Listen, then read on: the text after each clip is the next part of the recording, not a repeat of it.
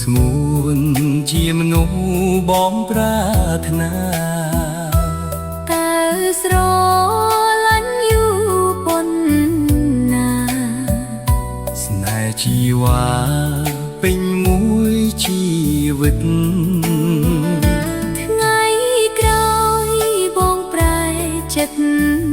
ទេបងហ៊ានស្វឹកជួនវើមិត្តស្មោះត្រង់ហើយមិនប្រែចិត្តដាក់ទាំងជីវិតជូនអូនណាថ្លៃតើអូនអាចជឿបងបានទេថាមាសមេមិនកែសមដីបងហ៊ានដាក់កិត្តិយសណាពីស័យស្រឡាញ់ថ្លៃពិតពីបេះដូង